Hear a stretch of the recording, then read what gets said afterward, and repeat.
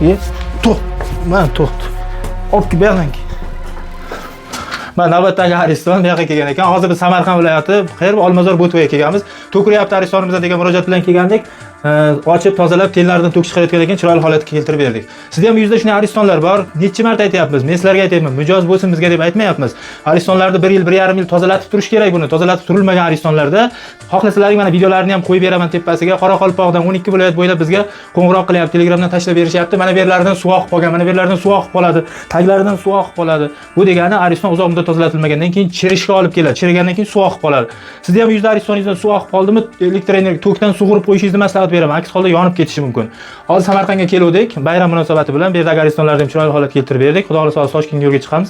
Toshkent bo'ylab kimga Aristonlarni remont qilish, o'rnatib berish hamda tozalab berish, profilaktika ishlarini qilib berish xizmatlari kerak bo'lsa, yuqoridagi raqamlarga bemalol murojaat qilaverasizlar. Xudo xolasa qo'ng'iroq qilgan kuningiz chiroyli xizmat qilib beramiz. Salomat bo'lasizlar. Videolarimizga bittadan like bosib, podpiska tugmasini bosib qo'ysalaringiz, yanada sizlarga foydali, manfaat tegadigan videolar qo'yishda davom etamiz. Salomat bo'lasizlar.